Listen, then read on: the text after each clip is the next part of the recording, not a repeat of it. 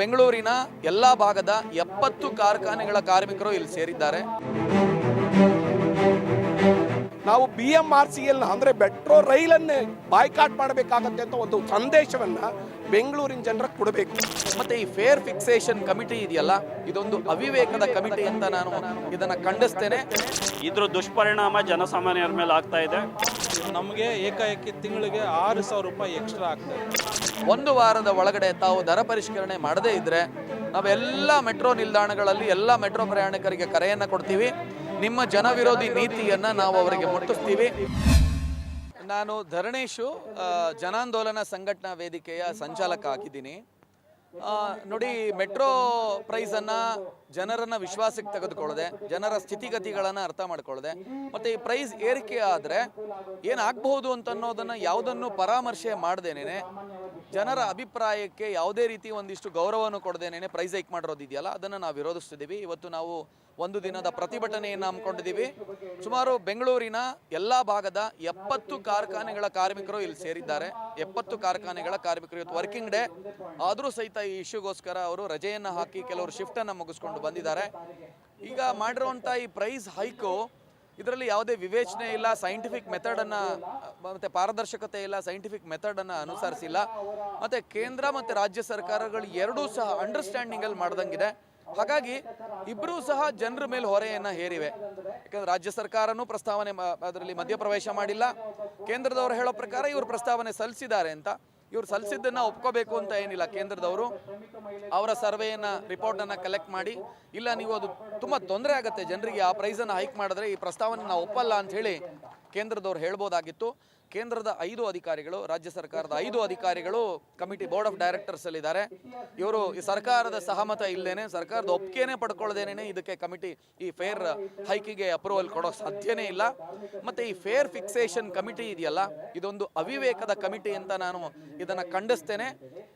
ಈ ಕಮಿಟಿಯನ್ನು ಕಾನೂನಿಗೆ ತಿದ್ದುಪಡಿ ಮಾಡೋದ್ರ ಮೂಲಕ metro train maintenance and operations act ಏನಿದೆಯಲ್ಲ, ಅದಕ್ಕೆ ತಿದ್ದುಪಡಿ ಮಾಡೋ ಮೂಲಕ ಜನಪ್ರತಿನಿಧಿಯನ್ನು ಮತ್ತು ಸಾಮಾಜಿಕ ಸಂಘಟನೆಗಳಲ್ಲಿ ಭಾಗಿಯಾಗಿರುವಂಥವ್ರನ್ನ, ಜನರ ಪರವಾಗಿ ಧ್ವನಿ ಎತ್ತುವಂಥವ್ರನ್ನ ಆ ಕಮಿಟಿ ಒಳಗಡೆ ಸೇರಿಸಬೇಕು. ನಿಮ್ಮ ಈ ದಿನ.com ನಮ್ಮ ಕರ್ನಾಟಕ ಎಂಬ ವಿಶೇಷ ಸಂಚಿಕೆಯನ್ನು ನಿಮಗಾಗಿಯೇ ಹೊರತಂದಿದೆ. ಕರ್ನಾಟಕದ 50 ವರ್ಷಗಳ ಎಲ್ಲ ವಿಷಯಗಳನ್ನು ಒಮ್ಮೆಗೆ ಓದಿ, ನಿಮ್ಮ ಮಕ್ಕಳಿಗೂ ಓದಿಸಿ. ಇನ್ನೇಕೆ ತಡ, ಕರೆ ಮಾಡಿ ಅತ್ಯುತ್ತಮ ಪುಸ್ತಕವನ್ನು ನಿಮ್ಮದಾಗಿಸಿಕೊಳ್ಳಿ. ಯಾಕಂದರೆ ಇದರಲ್ಲಿ ಯಾರೊಬ್ಬರೂ ಸಹ 100% ಹೈಕ್ ಮಾಡುವಾಗ ಯಾವ ಬೇಸ್ ಮೇಲೆ ನೀವು 100% ಹೈಕ್ ಮಾಡ್ತಿದ್ದೀರಿ, what is the ground, what is the base ಅನ್ನೋದು. ಅದರಲ್ಲಿ ಒಬ್ಬರು ರಿಟೈರ್ಡ್ ಜಸ್ಟಿಸ್ ಇದ್ದಾರೆ ಅಂತೇಳಿ ಅಂದ್ಕೊಂಡಿದ್ದೀವಿ ನಾವು. ನನಗೊಂಥರ ಭಾಳ, ನಾನೊಬ್ಬ ವಕೀಲನಾಗಿ ಐ ಫೀಲ್ ವೆರಿ ಶೇಮ್. ಒಬ್ಬ ರಿಟೈರ್ಡ್ ಜಸ್ಟಿಸ್ ಆಗಿತ್ಕೊಂಡಿದ್ದವರು ಹೇಗೆ ನೋಡಬೇಕು, ಆ ಇಶ್ಯೂನ ಹೇಗೆ ನೋಡಬೇಕಾಗಿತ್ತು ಅಂತ ಅನ್ನೋದನ್ನು ಇಲ್ಲಿ ನೋಡಿಲ್ಲ. ಮತ್ತೆಲ್ಲ IAS ಆಫೀಸರ್ಸ್ಗಳಿದ್ದಾರೆ ಆ ಬೋರ್ಡ್ ಆಫ್ ಡೈರೆಕ್ಟರ್ಸಲ್ಲಿ, ಯಾರೂ ಸಹ ಜನರ ಹಿತವನ್ನು ಪರಿಗಣಿಸಿಲ್ಲ. ಮತ್ತು ಇದರಿಂದ metro transportation major set back ಆಗುತ್ತೆ.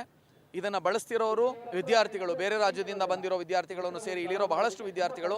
ಹೆಣ್ಮಕ್ಕಳಿಗೆ ತುಂಬ ಸುರಕ್ಷಿತವಾದಂಥ ಟ್ರಾನ್ಸ್ಪೋರ್ಟೇಷನ್ ಸಿಸ್ಟಮ್ ಆಗಿದೆ ಇದು. ವಯೋವೃದ್ಧರಿಗೆ ತುಂಬ ಸುರಕ್ಷಿತವಾದಂಥ ಟ್ರಾನ್ಸ್ಪೋರ್ಟೇಷನ್ ಸಿಸ್ಟಮ್, ಅನಾರೋಗ್ಯ ಪೀಡಿತರಿಗೆ ತುಂಬ ಸುರಕ್ಷಿತವಾದಂಥ ಟ್ರಾನ್ಸ್ಪೋರ್ಟೇಷನ್ ಸಿಸ್ಟಮ್ ಆಗಿದೆ. ಇದು ತುಂಬ ಕಡಿಮೆ ದರದಲ್ಲಿರಬೇಕು. ಇಲ್ಲಿ ಲಾಭ ನಷ್ಟ ಅನ್ನೋದು ಮುಖ್ಯ ಆಗಿರಬಾರ್ದು. ಜನರನ್ನು ಒಂದು ಕಡೆಯಿಂದ ಇನ್ನೊಂದು ಕಡೆ ಟ್ರಾನ್ಸ್ಪೋರ್ಟ್ ಮಾಡೋ ಅದಷ್ಟೇ ಉದ್ದೇಶ ಆಗಿರಬೇಕು. ಇಲ್ಲಿ ಲಾಭ ಮಾಡ್ಕೋಬೇಕು, ಲಾಭ ಮಾಡ್ಕೊಂಡು ಅದರಿಂದ ಇನ್ನೇನೋ ಸರ್ಕಾರಕ್ಕೆ ಅನುಕೂಲ ಮಾಡ್ಕೋಬೇಕು ಅನ್ನೋ ಧೋರಣೆ ಇದೆಯಲ್ಲ, ಅದು ತುಂಬ ಖಂಡನಾರ್ಹವಾದಂಥದ್ದು. ಸೊ ಆದ್ದರಿಂದ ಇವತ್ತು ಬೆಂಗಳೂರು ಈ ಪ್ರೈಸ್ ಹೈಕ್ ಆದ ತಕ್ಷಣ ಜನ ಮೆಟ್ರೋಯಿಂದ ಹೊರಗೆ ಬಂದು ಮತ್ತೆ ಹಳೆ ಟ್ರೆಡಿಷನಲ್ ಟ್ರಾನ್ಸ್ಪೋರ್ಟೇಷನ್ ಸಿಸ್ಟಮ್ಗೆ ಮರಳಿದ್ದಾರೆ. ಬಸ್ಸಿಗೆ, ಆಟೋಗೆ ಮತ್ತು 2 ವೀಲರ್ಗೆ ಮರಳುತ್ತಿದ್ದಾರೆ. ರ್ಯಾಪಿಡ್ ಅನ್ನೋವಂಥ 2 ವೀಲರನ್ನು ಅವಲಂಬಿಸ್ತಿದ್ದಾರೆ. ಅದು ನಿಮಗೆಲ್ಲ ಗೊತ್ತಿದೆ. ರ್ಯಾಪಿಡ್ ಅನ್ನೋವಂಥ 2 wheeler system, transportation system legal ಅಲ್ಲ. ಹೆಚ್ಚು ಕಡಿಮೆ ಆದರೆ ಯಾರೂ ಅದಕ್ಕೆ ಹೊಣೆ ಆಗೋದಿಲ್ಲ. ಅದನ್ನು ಅವಲಂಬಿಸುವಂಥ ಪರಿಸ್ಥಿತಿ ಬರ್ತಿದೆ. ಈಗ ಶಾಲೆ ಶುರುವಾಗ್ತಿದೆ, ಕಾಲೇಜ್ ಶುರುವಾಗ್ತಿದೆ. ಜನರಿಗೆ ಈಗಾಗಲೇ ಅಡ್ಮಿಷನ್ಸ್ ಫೀಸ್ಗಳನ್ನು ಕೊಡುವಂಥ ಬರ್ಡನ್ನಲ್ಲಿದ್ದಾರೆ. ಅಂಥ ಟೈಮಲ್ಲಿ 2,000 3,000 ಜಾಸ್ತಿ ಮಾಡಿರೋ hike, it cost about 2,000 to 3,000 rupees per month. ಎಲ್ಲಿಂದನೋ ವಿದ್ಯಾಭ್ಯಾಸಕ್ಕೆ ಇಲ್ಲಿ ಬಂದಂಥ ವ್ಯಕ್ತಿ 50,000 70,000 ಕೊಟ್ಟು ಅಡ್ಮಿಷನ್ ತಗೊಂಡು ಯಾವುದೋ PGಲಿ ವಾಸ ಮಾಡುವಂಥ ವಿದ್ಯಾರ್ಥಿನಿಯರಿಗೆ ತಿಂಗಳಿಗೆ 3,000 ನೀವು ಟ್ರಾನ್ಸ್ಪೋರ್ಟೇಷನ್ ಸಿಸ್ಟಮ್ ಕಳಿಸಿ ಅಂತ ಹೇಳಿದ್ರೆ ಅವ್ರ ತಂದೆ ತಾಯಿಗೆ ಕೇಳ್ಕೊಂಡ್ರೆ ಮಂಗಳೂರಿನವ್ರಿಗೋ ಹಾಸನದವ್ರಿಗೋ ಆಂಧ್ರದವ್ರಿಗೋ ತಮಿಳ್ನಾಡವ್ರಿಗೋ ತುಂಬ ಬರ್ಡನ್ ಅದು. ವರ್ಕಿಂಗ್ ಕ್ಲಾಸು ತುಂಬ ಇರುವಂಥ ಜಾಗ. ಮತ್ತು ITBT ಅವರು ತುಂಬ ಬಳಸ್ತಿದ್ದಾರೆ ಟ್ರಾನ್ಸ್ಪೋರ್ಟೇಷನ್ ಸಿಸ್ಟಮ್. ಮೆಟ್ರೋವನ್ನು ಅತಿ ಹೆಚ್ಚು ಬಳಸ್ತಿರೋವಂಥವ್ರು ITBT ಅವರು ಮತ್ತು ಸ್ವಲ್ಪ ಮಧ್ಯಮ ವರ್ಗದ ಜನ ಬಡವರು ಇವತ್ತು ಹಳೆ ಸಾರಿಗೆ ವ್ಯವಸ್ಥೆಯನ್ನು ಅವಲಂಬಿಸಿದ್ದಾರೆ. ಸೊ ಮಧ್ಯಮ ವರ್ಗ ಮತ್ತು ಮಧ್ಯಮ ವರ್ಗಕ್ಕೆ ತಡ್ಕೊಳ್ಳೋಕ್ಕಾಗದೇ ಇರೋವಂಥ ಒಂದು ದೊಡ್ಡ ಹೊಡೆತವನ್ನು ಕೊಟ್ಟಿದೆ.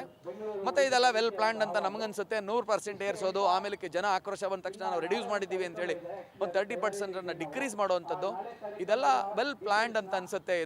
ಇದು ಅವಶ್ಯಕತೆ ಇಲ್ಲ. ನಾವು ಭಾರತದ ಇತಿಹಾಸದಲ್ಲಿ ಪ್ರೈಸ್ ಹೈಕ್ಗಳನ್ನು ನೋಡಿದ್ದೀವಿ. ಯಾವಾಗ ಅಂದರೆ ಸಿಕ್ಕಾಪಟ್ಟೆ ಇನ್ಫ್ಲೇಷನ್ ಆದಾಗ ಮತ್ತು ಪೆಟ್ರೋಲ್ ಬೆಲೆ ಡೀಸೆಲ್ ಬೆಲೆ ಹೈಕ್ ಆದಾಗ ಆಗುತ್ತೆ. ಇವಾಗ ನೋಡಿ, ಇಲ್ಲಿ ಕರೆಂಟ್ ಬೆಲೆ ಜಾಸ್ತಿ ಆಗಿಲ್ಲ. ಇದು this runs with A current. ಇದಕ್ಕೆ ಪೆಟ್ರೋಲ್ ಇಲ್ಲ, ಡೀಸೆಲ್ ಇಲ್ಲ. ಇಂಟರ್ನ್ಯಾಷನಲ್ ಕರೆನ್ಸಿ ಇಂಪ್ಲಿಕೇಶನ್ಸು ಈ ಪ್ರೈಸ್ ಹೈಕ್ ಮೇಲೆ ಇರೋದಿಲ್ಲ. ಹಾಗಾಗಿ ಇದಕ್ಕೆ ಈ ಏನೂ ಇನ್ಫ್ಲೂಯೆನ್ಸ್ ಇಲ್ಲದೆ ಇದ್ರೂ ಸಹ 100% ಹೈಕ್ ಮಾಡಲಿಕ್ಕೆ ರೀಸನ್ಸ್ ಏನಿದೆ ಅಂತ ನಿಜವಾಗ್ಲೂ ನನಗೆ ಅರ್ಥ ಆಗ್ತಾ ಇಲ್ಲ. ಅದರಿಂದ ಇದೊಂದು ವಿವೇಕಹೀನವಾದಂತಹ ಅವೈಜ್ಞಾನಿಕವಾದಂತಹ ತೀರ್ಮಾನ. ತಾವು ಇದನ್ನು ಮಾಡೋದ್ರಿಂದ ಮೆಟ್ರೋ ಗ್ರೋತಿಗೆ ಕಷ್ಟ ಆಗುತ್ತೆ. ಈಗ ಆಗಲೇ ಒಂದು 50,000-60,000 ಜನ ದಿನನಿತ್ಯ ಮೆಟ್ರೋದಿಂದ ಹೊರಗೆ ಬಂದಿದ್ದಾರೆ ಪ್ರಯಾಣಿಕರು. ಇದು ಅಗೇನ್ ಈ ಪೆಟ್ರೋ ಕಂಪನಿಗೆ ಇದರ ನಷ್ಟ ಅನುಭವಿಸ್ತಾರೆ. ಮತ್ತು ಇದನ್ನು ಹೇಗೆ ಬರೆಸ್ಕೊಳ್ತಾರೆ ಹೇಳಲಿಕ್ಕಾಗೋದಿಲ್ಲ. ಸೊ ಹಾಗಾಗಿ ಬೆಂಗಳೂರಿನಲ್ಲಿ ಮೆಟ್ರೋ ಯೋಜನೆ ಇನ್ನಷ್ಟು ಹೆಚ್ಚಬೇಕಾಗಿದೆ. ಮೂಲೆಗಳಲ್ಲಾಗಬೇಕಾಗಿದೆ. ರಿಂಗ್ ರೋಡಲ್ಲಿರುವಂಥ ಎಲ್ಲ ಫ್ಲೈಓವರ್ಗಳನ್ನು ಒಡೆದಾಕಿ, ಅಂಡರ್ ಪಾಸ್ಗಳನ್ನು ಒಡೆದಾಕಿ, ಇಡೀ ರಿಂಗ್ ರೋಡಿಗೆ ಮತ್ತು ಪೆರಿಪಲ್ ರಿಂಗ್ ರೋಡಿಗೆ ಇವತ್ತೇ ಮೆಟ್ರೋ ಯೋಜನೆ ಆರಂಭ ಆಗುವಂಥ ಯೋಜನೆಯನ್ನು ಹಾಕ್ಕೊಂಡ್ರೆ ನೀವು ಬೆಂಗಳೂರಿನ ಜನ ದಟ್ಟಣೆಯನ್ನು ಕಡಿಮೆ ಮಾಡಬಹುದು. ಅದನ್ನು ಹೊರತುಪಡಿಸಿ ನೀವು ಕಾರ್ಪೊರೇಟರ್ಗಳು, MLAಗಳು ಮತ್ತು ಈ ಗುತ್ತಿಗೆದಾರಗಳು ದುಡ್ಡು ಮಾಡ್ಕೊಳ್ಳಿಕ್ಕೋಸ್ಕರ ಅಲ್ಲೊಂದು under pass, flyover, under pass, short term ಪ್ಲ್ಯಾನ್ಸ್ಗಳಿವೆಲ್ಲ. ಇದನ್ನು ತೆಗೆದುಹಾಕಿ ನೀವು ಮೆಟ್ರೋವನ್ನು ಮಾಡಿ ಬೆಂಗಳೂರನ್ನ ಉಳಿಸಿ. ನೀವು ಮೆಟ್ರೋ ಬಂದಿದ್ದರಿಂದಾಗಿ ಟ್ರಾನ್ಸ್ಪೋರ್ಟೇಷನ್ ಸಿಸ್ಟಮಲ್ಲಿ ಬದಲಾವಣೆ ಆಗಿದ್ದರಿಂದ ಸ್ವಲ್ಪ ಪರಿಸರ ಉಳಿದಿತ್ತು. ಈಗ ಪೆಟ್ರೋಲು ಡೀಸೆಲಿನ ವಾಹನಗಳ ಮೇಲೆ ಅವಲಂಬಿಸಿರೋದ್ರಿಂದ ಮತ್ತೆ ನಮಗೆ ಬೆಂಗಳೂರಿನ ಪರಿಸರ ಹಾನಿ ಆಗುತ್ತೆ. ಸರ್ಕಾರದ ಈ ಧೋರಣೆ ಪರಿಸರ ವಿರೋಧಿ ಧೋರಣೆ ಮತ್ತು ಜನ ವಿರೋಧಿ ಧೋರಣೆ ನಾವು ಕಂಡೆಮ್ ಮಾಡ್ತಿದ್ದೀವಿ. 1 ವಾರದ ಗಡುವನ್ನು ಕೊಡ್ತಿದ್ದೀವಿ ಸರ್ಕಾರಕ್ಕೆ. 1 ವಾರದ ಒಳಗಡೆ ತಾವು ದರ ಪರಿಷ್ಕರಣೆ ಮಾಡದೇ ಇದ್ದರೆ ನಾವೆಲ್ಲ ಮೆಟ್ರೋ ನಿಲ್ದಾಣಗಳಲ್ಲಿ ಎಲ್ಲ ಮೆಟ್ರೋ ಪ್ರಯಾಣಿಕರಿಗೆ ಕರೆಯನ್ನು ಕೊಡ್ತೀವಿ. ನಿಮ್ಮ ಜನ ವಿರೋಧಿ ನೀತಿಯನ್ನು ನಾವು ಅವರಿಗೆ ಮುಟ್ಟಿಸ್ತೀವಿ. ಮುಟ್ಟಿಸಿದ ನಂತರ ನಾವು 1 ದಿನದ ಬಹಿಷ್ಕಾರಕ್ಕೆ ಕರೆ ಕೊಡ್ತೀವಿ. ಅದಕ್ಕೆ ನೀವೇ ಹೊಣೆಗಾರರಾಗಿರ್ತೀರಿ. ಜನರು ಹೊಣೆಗಾರರಾಗಿರೋದಿಲ್ಲ, ನಾವು ಹೊಣೆಗಾರರಾಗಿರೋದಿಲ್ಲ. ಆದರೆ ಇಂಥ ತೀರ್ಮಾನವನ್ನು ನಾವು ಮಾಡೋದಕ್ಕೆ, ಇಂಥ ಪ್ರಯತ್ನಗಳನ್ನು, ಹೋರಾಟವನ್ನು ನಾವು ಮಾಡೋದಕ್ಕೆ ನೀವು ಜನಪರ ಸರ್ಕಾರ ಅಂತ ಹೇಳ್ಕೊಳ್ಳುವಂಥ ನೀವು ಅವಕಾಶ ಮಾಡಿಕೊಡಬಾರ್ದು. ದಯಮಾಡಿ ನೀವು ಇದನ್ನು ವಾಪಸ್ ತಗೊಂಡ್ರೆ ನಮಗೆ ಭಾಳ ಸಂತೋಷ ಆಗುತ್ತೆ, ಜನರಿಗೂ ಅನುಕೂಲ ಆಗುತ್ತೆ ಅಂಥೇಳಿ ನಾನು ಆಗ್ರಹ ಮಾಡ್ತಾ ಇದ್ದೇನೆ. ಮೂಲ ಕಾರಣ ನಾವೆಲ್ಲರೂ ಸುಮ್ಮನಿರೋದೇ ಮೂಲ ಕಾರಣ. ಇಷ್ಟೊಂದು ದರ ಏರಿಕೆ ಆದರೂ ಕೂಡ ಬೆಂಗಳೂರಿನ ನಾಗರಿಕರಲ್ಲಿ ನಮಗೇನೂ ಆಗಿಲ್ವೇನೋ ರೀತಿಯಲ್ಲಿ ಬೆಂಗಳೂರಿನ ಜನರು ವರ್ತಿಸ್ತಾ ಇದ್ದಾರೆ. ಇವತ್ತು 70% ಏರಿಸಿದ್ದಾರೆ, 100% ಏರಿ 70% ಇಳಿಸಿದ್ದಾರೆ ಮೆಟ್ರೋ ದರವನ್ನು. ಒಂದು ವೇಳೆ ಬೆಂಗಳೂರಿನ ನಾಗರಿಕರು ಹೀಗೆ ಮುಂದುವರೆದರೆ ಈ 70% ಮುಂದಿನ ವರ್ಷ ಅದು 120% ಆಗ್ಬೋದು, 150% ಆಗ್ಬೋದು. ಪ್ರಮುಖವಾಗಿ ಈ ದರ ಏರಿಕೆಯ ಮೂಲ ಉದ್ದೇಶ ಲಾಭ. ಆದರೆ ಲಾಭ ಯಾರು ಮಾಡ್ತಾ ಇರೋದು? ಒಂದು ಸರ್ಕಾರಿ ಸಂಸ್ಥೆಯಿಂದ ಲಾಭವನ್ನು ನಿರೀಕ್ಷೆ ಮಾಡ್ತಾ ಇರೋದು. ಈ ಸರ್ಕಾರಿ ಸಂಸ್ಥೆ ಕಟ್ಟಿದ ಯಾರ ಹಣದಿಂದ? ಸಾರ್ವಜನಿಕರ ತೆರಿಗೆ ಹಣದಿಂದ. ಸಾರ್ವಜನಿಕರ ತೆರಿಗೆ ಹಣದಿಂದ ಕಟ್ಟಿದಂತಹ ಒಂದು ಸಂಸ್ಥೆ ಅದು ಲಾಭಕೋರ ಮನಸ್ಥಿತಿಯನ್ನು ಬೆಳೆಸ್ಕೊಂಡ್ರೆ ಇದು ಈ 70% ಬಹುಶಃ ಅವರಿಗೆ ಕಡಿಮೆನೇ ಅಂತ ಅನಿಸ್ಬೋದು. ಮುಂದಿನ ದಿನಗಳಲ್ಲಿ ಅದು ಇನ್ನೂ ಜಾಸ್ತಿನೂ ಆಗ್ಬೋದು. ಎಲ್ಲಕ್ಕಿಂತ ಮುಖ್ಯವಾಗಿ ಈ ಒಂದು ಮೆಟ್ರೋ ದರ ಏರಿಕೆ ವಿಚಾರದಲ್ಲಿ ಎಲ್ಲ ರಾಜಕೀಯ ಪಕ್ಷಗಳು, ಅದು JDS ಆಗಲಿ, ಕಾಂಗ್ರೆಸ್ ಆಗಲಿ ಮತ್ತು BJP ಅವರಾಗಲಿ, ಎಲ್ಲರೂ ಅನುಕೂಲವಾದ ರಾಜಕೀಯನ ಮಾಡ್ತಾ ಇದ್ದಾರೆ. BJP ಅವರು ಇದು ನಮ್ದಲ್ಲ, ಅದು ಸ್ಟೇಟ್ ಗೌರ್ಮೆಂಟು ಹೇಳ್ತಾ ಇದ್ದಾರೆ. ಕಾಂಗ್ರೆಸ್ನವರು ಇದು ನಮ್ದಲ್ಲ, ಸೆಂಟ್ರಲ್ ಗೌರ್ಮೆಂಟು ಅಂತ ಹೇಳ್ತಾ ಇದ್ದಾರೆ. ಇನ್ನು JDSನ ಮುಖಂಡರಂತೂ ಅವರು ಬಾಯೇ ಬಿಡ್ತಾ ಇಲ್ಲ. ಎಲ್ಲಕ್ಕಿಂತ ಮುಖ್ಯವಾಗಿ ಬೆಂಗಳೂರಿನ ಸಂಸದರು ಮತ್ತು ಬೆಂಗಳೂರಿನಲ್ಲಿ ಆಯ್ಕೆ ಆಗಿರುವಂಥ ಜನಪ್ರತಿನಿಧಿ ಶಾಸಕರು ಒಬ್ಬರು ಈ ವಿಚಾರದಲ್ಲಿ ಚಕಾರ ಎತ್ತಾ ಇಲ್ಲ. ಅವ್ರಿಗೇನಾದರೂ ರಾಜಕೀಯ ಲಾಭ ವಿಚಾರ ಬಂದಾಗ ಮಾತ್ರ ಎಲ್ಲರೂ ಬೀದಿಗಿಳಿತಾರೆ. ದೊಡ್ಡ ಮಟ್ಟದಲ್ಲಿ ಫೋರ್ಸ್ ಕೊಡ್ತಾರೆ, ದೊಡ್ಡ ಹೋರಾಟಗಾರರು ಅಂತ ತೋರಿಸ್ಕೊಳ್ತಾರೆ, ನಾವು ಜನರ ಪರವಿ ಅಂತ ತೋರಿಸ್ಕೊಳ್ತಾರೆ. ಆದರೆ ನಿಜವಾದ ಜನರ ಪರ ಆಗಿದ್ರೆ ಇಂಥ ಹೋರಾಟದಲ್ಲಿ ಅವರು ಬೀದಿಗಿಳಿಬೇಕು, ಅವರು ಒತ್ತಾಯ ಮಾಡಬೇಕು, ಅವರು ಕೇಂದ್ರ ಸರ್ಕಾರಕ್ಕೆ ಒತ್ತಾಯ ಮಾಡಬೇಕು, ರಾಜ್ಯ ಸರ್ಕಾರಕ್ಕೆ ಒತ್ತಾಯ ಮಾಡಬೇಕು, ಆ ಮೂಲಕ ದರ ಏರಿಕೆಗೆ ಇಳಿಸೋದಕ್ಕೆ ಪ್ರಯತ್ನ ಮಾಡಬೇಕು. ನಿಮಗೆ ಗೊತ್ತಿದೆ, ತೇಜಸ್ವಿ ಸೂರ್ಯ ಅವರು ಇತ್ತೀಚೆಗೆ ಪಾರ್ಲಿಮೆಂಟಲ್ಲಿ ದೊಡ್ಡ ದೊಡ್ಡ ಭಾಷಣ ಮಾಡಿದ್ರು. ದೊಡ್ಡ ಭಾಷಣ ಯಾರ ವಿರುದ್ಧ ಮಾಡಿದ್ರು? ರಾಜ್ಯ ಸರ್ಕಾರದ ವಿರುದ್ಧ. ಅದೇ ತೇಜಸ್ವಿ ಸೂರ್ಯ ಅವರಿಗೆ ಈ ಫೇರ್ ಕಮಿಟಿ ಏನಿದೆ, ಫೇರ್ ಫಿಕ್ಸಿಂಗ್ ಕಮಿಟಿ, ದರ ನಿಗದಿ ಸಮಿತಿ, ಆ ದರ ನಿಗದಿ ಸಮಿತಿಯನ್ನು ಫಾರ್ಮ್ ಮಾಡಿದ್ದು ಕೇಂದ್ರ ಸರ್ಕಾರ. ದರ ನಿಗದಿ ಸಮಿತಿಯಲ್ಲಿ ಕೇಂದ್ರ ಸರ್ಕಾರದ ಒಬ್ಬರು ಪ್ರತಿನಿಧಿ, ರಾಜ್ಯ ಸರ್ಕಾರದ ಒಬ್ಬರು ಪ್ರತಿನಿಧಿ, ಇನ್ನೊಬ್ಬರು ಅವರು ನ್ಯೂಟ್ರಲ್ ಪರ್ಸನ್ ಅಂತ ಹೇಳಿದ್ದಾರೆ, ಅವರು ಎಕ್ಸ್ ಜಡ್ಜ್ ಅಂತೇಳಿ ಒಬ್ಬರನ್ನ ನೇಮಕ ಮಾಡಿದ್ದಾರೆ, ಅದು ಚೇರ್ಮನ್ ಅಂತೇಳಿ. ಈ ದರ ಸಮಿತಿಯಲ್ಲಿ ಕೇಂದ್ರ ಪ್ರತಿನಿಧಿನೂ ಇದ್ದಾರೆ, ದರ ಸಮಿತಿಯಲ್ಲಿ ರಾಜ್ಯ ಪ್ರತಿನಿಧಿಯೂ ಇದ್ದಾರೆ. ದರ ಸಮಿತಿಯಲ್ಲಿ ರಾಜ್ಯ ಮತ್ತು ಕೇಂದ್ರ ಸರ್ಕಾರ ಪ್ರತಿನಿಧಿ ಇದ್ದ ಮೇಲೆ ಇದು ನನ್ನ ಜವಾಬ್ದಾರಿ ಅಂತಲ್ಲ, ಈ ಇಬ್ಬರು ತಪ್ಪಿಸ್ಕೊಳ್ಳೋಕೆ ಸಾಧ್ಯ ಇಲ್ಲ. ಅದರಿಂದ ಇವರಿಬ್ಬರು ಇದ್ರ ಹೊಣೆ ಹೊರಬೇಕು. ಎಲ್ಲಕ್ಕಿಂತ ಮುಖ್ಯವಾಗಿ ಬೆಂಗಳೂರಿನ ನಾಗರಿಕರು, ನೀವು ಮುಂದೆ ಈ ರಸ್ತೆಗಿಳಿದಂಗೆ ನಾವು ನೋಡ್ಕೊಳ್ಬೇಕಾಗ್ತದೆ. ನೀವು ಮುಂದೆ ಇದೇ ಮುಂದುವರ್ಸಿದ್ರೆ ನಾವು BMRCL ಅಂದರೆ ಮೆಟ್ರೋ ರೈಲನ್ನೇ ಬಾಯ್ಕಾಟ್ ಮಾಡಬೇಕಾಗತ್ತೆ ಅಂತ ಒಂದು ಸಂದೇಶವನ್ನು ಬೆಂಗಳೂರಿನ ಜನರಿಗೆ ಕೊಡಬೇಕು. ಆ ರೀತಿ ಬೆಂಗಳೂರಿನ ಜನರ ಮುಂದೆ ಕೊಡಲಿಕ್ಕಾದರೆ, ದೊಡ್ಡ ಮಟ್ಟದಲ್ಲಿ ಸಾಮೂಹಿಕವಾಗಿ ಕೊಡಲಿಕ್ಕಾದರೆ ಖಂಡಿತ ಈ ಹೋರಾಟಕ್ಕೆ ಒಂದು ಜಯ ಸಿಗುತ್ತೆ. ಆದರೆ ನಾವಂತೂ ನಿರ್ಧಾರ ಮಾಡಿದ್ದೀವಿ, ಈ ಹೋರಾಟವನ್ನು ತಾರ್ಕಿಕ ಹಂತಕ್ಕೆ ಕೊಂಡೊಯ್ಯಲೇಬೇಕು ಅಂತ ನಿರ್ಧಾರ ಮಾಡಿದ್ದೀವಿ. ನನ್ನ ಹೆಸರು ಗಂಗಣ್ಣ ಅಂತೇಳಿ, ನಮ್ಮದು Karnataka industrial and other establishment employees ಫೆಡರೇಷನ್ನ ಜನರಲ್ ಸೆಕ್ರೆಟರಿ ನಾನು. ಮೇಡಮ್, ನನ್ನ ಹೆಸರು ವಿನೋದ್ ಕುಮಾರ್ ಅಂತ, ನಾನು advocate plus trade union leader. So KEFನ ಇವತ್ತೇನು ಆಯೋಜನೆ ಮಾಡಿದ್ದೀವಿ ಜನಾಂದೋಲನ ಸಂಘಟನಾ ವೇದಿಕೆಯಿಂದ, ಅದಕ್ಕೇನು ಸಂಯೋಜನೆ ಆಗಿದೆ KEF, ಅದರ ಜಾಯಿಂಟ್ ಸೆಕ್ರೆಟರಿ ಕೂಡ. ಸೊ ಇವತ್ತು ನಮಗೆ ಏನು ಮೆಟ್ರೋ ದರದಲ್ಲಿ ಹೆಚ್ಚಳ ಆಗಿದೆ ಆ ವಿಚಾರದ ಬಗ್ಗೆ ಒಂದು ಜನಗಳಲ್ಲಿ ಜಾಗೃತಿ ಮೂಡಿಸಬೇಕು ಅಂತೇಳಿ ಸಾಕಷ್ಟು ಒಂದು ವಾರಗಳಿಂದ ಸತತವಾಗಿ ನಾವು ಈ ಕಾರ್ಯಕ್ರಮ ಆಯೋಜನೆ ಮಾಡಿದ್ವಿ. ಸೊ ಇದರಲ್ಲಿ ಏನು ಅಂತ ಹೇಳಿದ್ರೆ, ಮುಖ್ಯವಾದ ವಿಚಾರ ಅಂತ ಹೇಳಿದ್ರೆ, ಸಾಮಾನ್ಯ ಕಾರ್ಮಿಕರಾಗಲಿ, ಜನರಾಗಲಿ, ಹೆಣ್ಮಕ್ಳಾಗಲಿ, ಸ್ಟೂಡೆಂಟ್ಸ್ ಆಗಲಿ, ಪ್ರತಿಯೊಬ್ಬರು ಕೂಡ ಇದನ್ನು ಮೆಟ್ರೋನ ಬಳಸೋದಕ್ಕೆ ಪ್ರಾರಂಭ ಆದಾಗಿಂದನೂ ಕೂಡ ಅನಿವಾರ್ಯ ಮಾಡಿಟ್ಟಿದ್ದಾರೆ. ಅನಿವಾರ್ಯ ಮಾಡಿ ಇದನ್ನು ಇವಾಗ ಅವರ ಉದ್ದೇಶ ಏನಾಗಿದೆ ಅಂತ ಹೇಳಿದ್ರೆ, ಇವಾಗ ಮೆಟ್ರೋ ಬಂದು ಅನಿವಾರ್ಯ ಆಗಿದೆ ಜನಗಳಿಗೆ. ಅನಿವಾರ್ಯ ಮಾಡಿದ್ಮೇಲೆ ಅದರ ರೇಟ್ ಹೆಚ್ಚಳ ಮಾಡಿದಾಗ ಜನಗಳಿಗೆ ಅದನ್ನು ಬಳಸಬೇಕೋ ಬೇಡವೋ ಅನ್ನೋ ಗೊಂದಲದಲ್ಲಿ ಮೂಡಿಸ್ಬೇಕು ಅನ್ನೋ ಲೆಕ್ಕದಲ್ಲಿ ಮಾಡಿದ್ದಾರೆ. ಇನ್ನೊಂದೇನು ಅಂತ ಹೇಳಿದ್ರೆ, ಈ ಕಮಿಟಿನಲ್ಲಿ ರಾಜ್ಯ ಸರ್ಕಾರ, ಕೇಂದ್ರ ಸರ್ಕಾರ ಎರಡೂ ಸೇರಿ ಮತ್ತು ಒಬ್ಬರು ಹೈಕೋರ್ಟ್ನ ನಿವೃತ್ತ ನ್ಯಾಯಾಧೀಶರು ಇರಬೇಕು ಅಂತ ಇದೆ. ಸೊ 3 ಜನ ಮಾಡೋದ್ರಿಂದ ಇವತ್ತೇನಾಗಿದೆ ಅಂತ ಹೇಳಿದ್ರೆ, ತೇಜಸ್ವಿ ಸೂರ್ಯ ಅವರು ಪಾರ್ಲಿಮೆಂಟಲ್ಲಿ ಮಾತಾಡಬೇಕಾದ್ರೆ ರಾಜ್ಯ ಸರ್ಕಾರದ ಮಾತ್ರ ಉದ್ದೇಶ ಇಟ್ಕೊಂಡು ಮಾತಾಡಿದರೆ ಹೊರತು ಅದರ ರಾಜಕೀಯ ಕಾಣಿಸ್ತದೆ ಹೊರತು ಅವರು ಜನಗಳ ಪ್ರತಿನಿಧಿಯಾಗಿ ಮಾತಾಡಿರ್ತಕ್ಕಂಥ ಯಾವ ಇದನ್ನು ಕಾಣಿಸ್ತಾ ಇಲ್ಲ ಆ ವಿಚಾರದಲ್ಲಿ. ಮೊದಲನೇದೇನು ಅಂತ ಹೇಳಿದ್ರೆ, ಅವರು ಕಮಿಟಿನ ರಚನೆ ಆದಾಗ ಕೇಂದ್ರ ಸರ್ಕಾರವನ್ನು ಪ್ರಶ್ನೆ ಮಾಡಬೇಕಾಗಿತ್ತು, ಆಮೇಲೆ ರಾಜ್ಯ ಸರ್ಕಾರನ ಪ್ರಶ್ನೆ ಮಾಡಬೇಕಾಗಿತ್ತು. ಎರಡನ್ನೂ ಬಿಟ್ಟು ಅವರು ರಾಜ್ಯ ಸರ್ಕಾರನ ಮಾತ್ರ ಟಾರ್ಗೆಟ್ ಮಾಡಿದ್ದಾರೆ. ಸೊ ಇಲ್ಲಿ ಮೂಲ ಉದ್ದೇಶ ಏನು ಅಂತ ಹೇಳಿದ್ರೆ, ಪ್ರತಿ ಜನಗಳು ಈ ಮೆಟ್ರೋ ದರನ ಏರಿಕೆ ಮಾಡಿರೋ ವಿಚಾರದಲ್ಲಿ ಬೀದಿಗಿಳಿಬೇಕು ಅನ್ನೋದು ನಮ್ಮ ಉದ್ದೇಶ ಆಗಿತ್ತು. ಮತ್ತು ಜನಗಳು ಇವತ್ತೇನಾಗಿದೆ ಅಂತ ಹೇಳಿದ್ರೆ, ಮೆಟ್ರೋ ದರ ಹೆಚ್ಚಳ ಆಗಿದ ತಕ್ಷಣ, ಇವಾಗ ಫಾರ್ ಎಕ್ಸಾಂಪಲ್ 30 ರೂಪಾಯಿ ಇರೋದು 60 ರೂಪಾಯಿ ಆಗಿದ ತಕ್ಷಣ ಉಳಿದ 30 ರೂಪಾಯಿ ಹೆಚ್ಚಾಗಿರೋದಕ್ಕೆ ನಾವು ಹೆಚ್ಚು ಕೆಲಸ ಮಾಡಬೇಕು ಅಂತ ಆಲೋಚನೆ ಮಾಡೋದನ್ನು ಬಿಟ್ಟು ನಾವು ಇದ್ರ ವಿರುದ್ಧ ಧ್ವನಿ ಎತ್ತಬೇಕು ಅನ್ನೋಂಥ ಆಲೋಚನೆ ಮಾಡಿದಾಗ ಮಾತ್ರನೇ ಸರ್ಕಾರಕ್ಕೆ ಇದು ಎಚ್ಚರಿಕೆ ಗಂಟೆ ಆಗ್ತದೆ ಅಂತ ಹೇಳ್ತಾ ಇದ್ವಿ. ಈ ಹೋರಾಟ ಇವತ್ತಿಗೆ ಕೊನೆಯಾಗಲ್ಲ. ಈ ಹೋರಾಟದಿಂದ ನಾವು ಮತ್ತೆ ಮೆಟ್ರೋಗಳನ್ನು ಬಹಿಷ್ಕಾರ ಮಾಡೋ ವಿಚಾರದಲ್ಲಿ ಒಂದು ಪಾಂಪ್ಲೆಟ್ಗಳನ್ನು ಮಾಡಿ ಪ್ರತಿ ಮೆಟ್ರೋ ಸ್ಟೇಷನ್ಗಳಲ್ಲಿ ಅದನ್ನು ಹಂಚಿ ಜನಗಳಿಗೆ ಜಾಗೃತಿ ಮಾಡಿ ಬೈಕಾಟ್ ಮಾಡಬೇಕು ಅಂತ ಕೂಡ ನಾವು ನಿರ್ಧಾರ ಮಾಡಬೇಕು ಅಂತ ತೀರ್ಮಾನ ಮಾಡ್ತಾ ಇದ್ದೀವಿ. ರಾಜ್ಯ ಸರ್ಕಾರ ಇರ್ಬೋದು, BMRCL ಇರ್ಬೋದು, ಎಲ್ಲನೂ ಇದನ್ನು ಕನ್ಸಿಡರ್ ಮಾಡಿ ಏನು ಮೆಟ್ರೋ ದರ ಜಾಸ್ತಿ ಮಾಡಿದ್ದಾರೆ ಅದನ್ನು ಅವರು ತೆಗೆದುಕೊಳ್ಳಲೇಬೇಕು. ಅಲ್ಲಿ ತನಕ ನಮ್ಮ ಹೋರಾಟ ನಡೀತಾ ಇರುತ್ತೆ.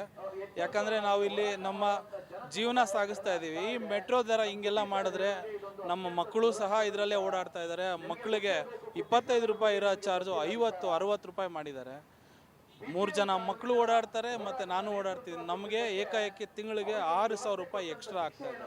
ತುಂಬ ತೊಂದರೆ ಆಗ್ತಾಯಿದೆ. ಹಾಗಾಗಿ ಈ ಒಂದು ವೇದಿಕೆಯಲ್ಲಿ ನಾವು ಈ ಮೆಟ್ರೋ ದರ ತೆಗೆದುಕೊಳ್ಳಲೇಬೇಕು ಅನ್ನೋದು ನಮ್ಮ ಮನವಿ. ನಮ್ಮ ಹೆಸರು ಹರ್ಷ ಅಂತ ಹೇಳ್ಬಿಟ್ಟು ಕೆನ ಮೆಟಲ್ ಅನ್ನೋ ಕಂಪ್ನಿನಲ್ಲಿ ನಾವು ಕೆಲಸ ಮಾಡ್ತಾ ಇದ್ದೀವಿ. ರೆಗ್ಯುಲರ್ ನಾವು ಮೆಟ್ರೋ ಯೂಸರ್ ಆಗಿದ್ದೀವಿ. ಇವತ್ತೇನು ನಾವು ಅರೌಂಡ್ 30 ರೂಪಾಯಿನಲ್ಲಿ ನಮಗೆ ಓಡಾಟ ಒಂದು ಸೈಡ್ದು ಮುಗಿತಾ ಇತ್ತು. ಅದೇ ಒಂದು ಸೈಡ್ ಓಡಾಟಕ್ಕೆ ಇವತ್ತು 60 ರೂಪಾಯಿಂದ 65 ರೂಪಾಯಿ 70 ರೂಪಾಯಿ ಆಗೋವರೆಗೂ ನಡೀತಾ ಇದೆ. ಈ ಕೇಂದ್ರ ಸರ್ಕಾರಗಳಾಗ್ಬೋದು ಇಲ್ಲ ರಾಜ್ಯ ಸರ್ಕಾರಗಳಾಗ್ಬೋದು ವ್ಯವಸ್ಥಿತವಾಗಿ ಜನಗಳನ್ನ ಈ ಸಾಲ ಅನ್ನೋ ಸುಳಿಗೆ ನೂಗ್ತಾ ಇದ್ದಾರೆ ಅನ್ನೋದು ನಮ್ಮ ಭಾವನೆ. ಇವರು ಏಕಾಏಕಿ ಹಿಂಗೆ ಒಂದೇ ಸಲ ಡಬ್ಬಲ್ ಮಾಡಿದ್ರೆ ನಮ್ಮಂಥ ಪ್ರೈವೇಟ್ ಕಂಪ್ನಿಗಳಲ್ಲಿ once in 4 years 5 years salary hike ಮಾಡ್ತಾರೆ. ಇವತ್ತು ಆಗ್ತಾ ಇರೋ ರೇಟ್ಗಳು ನೋಡಿದ್ರೆ ಒಂದು ಕಡೆ ಆಲ್ ರೇಟ್ ಜಾಸ್ತಿ ಮಾಡ್ತಾರೆ, ಒಂದು ಕಡೆ ಮೆಟ್ರೋ ರೇಟ್ ಜಾಸ್ತಿ ಮಾಡ್ತಾರೆ, ಒಂದು ಕಡೆ KSRTC BMTC ರೇಟ್ ಜಾಸ್ತಿ ಮಾಡ್ತಾರೆ, ಎಲೆಕ್ಟ್ರಿಸಿಟಿ ಜಾಸ್ತಿ ಮಾಡ್ತಾರೆ. ಬಟ್ ನಮ್ಮ ಸಂಬಳಗಳು ಹಂಗೆ ರೈಸ್ ಆಗ್ತಾ ಇಲ್ಲ. ಬಟ್ ಕೆಲಸ ಮಾಡೋ ಒತ್ತಡ ಎವ್ರಿ ಡೇ ಜಾಸ್ತಿ ಮಾಡ್ತಲೇ ಇದ್ದಾರೆ. ನಮ್ಮ ದುಡಿಮೆಗೆ ತಕ್ಕನಾಗಿರೋ ಸಂಬಳಗಳು ರೈಸ್ ಮಾಡೋದಿಲ್ಲ, ಇವ್ರು ಹಂಗಂತ ಗೌರ್ಮೆಂಟ್ಗಳು ರೈಸ್ ಮಾಡೋದನ್ನು ತಪ್ಪಿಸೋದಿಲ್ಲ. ಇವತ್ತೇನು ವ್ಯವಸ್ಥಿತವಾಗಿ ನಮ್ಮ ದೇಶಕ್ಕೆ ಸ್ವತಂತ್ರ ಬರೋದಕ್ಕಿಂತ ಮುಂಚೆ ಈಸ್ಟ್ ಇಂಡಿಯನ್ ಕಂಪನಿ ಅಂತ ಮಾಡಿ ಎಲ್ಲ company rules and regulation under ಈ ದೇಶದ ವ್ಯವಸ್ಥೆ ನಡಿಬೇಕು ಅಂತ ಬ್ರಿಟಿಷರು ಮಾಡಿದ್ರು. ಅದನ್ನು ಈಗಿರೋ ನಮ್ಮ ಪ್ರಜಾಸತ್ತಾತ್ಮಕವಾಗಿ ಎಲೆಕ್ಟ್ ಆಗಿರೋ ಅಂಥ ಗೌರ್ಮೆಂಟ್ಗಳು ವ್ಯವಸ್ಥಿತವಾಗಿ ಇದನ್ನ ಜನಗಳನ್ನ ಅದಕ್ಕೆ ದೂಡ್ತಾ ಇದ್ದಾರೆ. ಈಗ ಇದನ್ನು individual trust, individual metro BMRC ಅಂತ ಹೇಳ್ಬಿಟ್ಟು ಕಾರ್ಪೊರೇಷನ್ ಮಾಡಿಬಿಟ್ಟು ಇವತ್ತು ಅವ್ರು ಹೇಳಿದ್ದೇ ದರ, ನಂದೇ ಅಂತಿಮವಾದಂಥ ನಿರ್ಧಾರ ಅಂತ ಹೇಳಿ ಈ ಒಂದು ಪ್ರಜಾತಂತ್ರ ವ್ಯವಸ್ಥೆಯಲ್ಲಿ ಹೇಳೋದಕ್ಕೆ ಅವಕಾಶನೇ ಇಲ್ಲ. ಅಂಥ ಅಧಿಕಾರನ ಇವತ್ತು ಸೆಂಟ್ರಲ್ ಗೌರ್ಮೆಂಟು ಸ್ಟೇಟ್ ಗೌರ್ಮೆಂಟು ಇಬ್ಬರು ಸೇರಿ ಬಿಟ್ಕೊಟ್ಟಿದ್ದಾರೆ. ಇದ್ರ ದುಷ್ಪರಿಣಾಮ ಜನಸಾಮಾನ್ಯರ ಮೇಲೆ ಆಗ್ತಾ ಇದೆ. ಈ ರೇಟ್ಗಳನ್ನೆಲ್ಲ ಜನಗಳು ಬೇರ್ ಮಾಡೋ ಕಂಡೀಷನಲ್ಲಿಲ್ಲ. ವ್ಯವಸ್ಥಿತವಾಗಿ ನಾವು ಇದನ್ನು ವಿರೋಧ ಮಾಡ್ದಲೇ ಇದ್ದರೆ ನಮ್ಮನ್ನು ಅವರ ಅಡಿಯಾಳಾಗಿ ನಮ್ಮ ಜನಸಾಮಾನ್ಯರ ಜೀವನ ಅತಿ ಕಠೋರವಾದಂಥ ದಿನಗಳಿಗೆ ದೂಡೋದ್ರಲ್ಲಿ ಸಂಶಯನೇ ಇಲ್ಲ. ಆದ್ದರಿಂದ ನಾವು ಇದನ್ನ ಉಗ್ರವಾಗಿ ಪ್ರತಿಭಟಿಸ್ತೀವಿ. ಇದನ್ನು ಹಿಂತೆಗೆದುಕೊಳ್ಳುವವರೆಗೂ ನಾವು ಹೋರಾಟ ಮುಂದುವರಿಸ್ತೀವಿ ಮೇಡಮ್. ಮತ್ತಷ್ಟು ವಿಶೇಷ ವಿಡಿಯೋಗಳನ್ನು ನೋಡಲು ಮತ್ತು ಹೊಸ ವಿಡಿಯೋಗಳ ಬಗ್ಗೆ ತಿಳಿಯಲು ಈ ದಿನ .com ಯೂಟ್ಯೂಬ್ ಚಾನೆಲ್ ಸಬ್ಸ್ಕ್ರೈಬ್ ಮಾಡಿ ಮತ್ತು ಬೆಲ್ ಐಕಾನ್ ಕ್ಲಿಕ್ ಮಾಡಿ.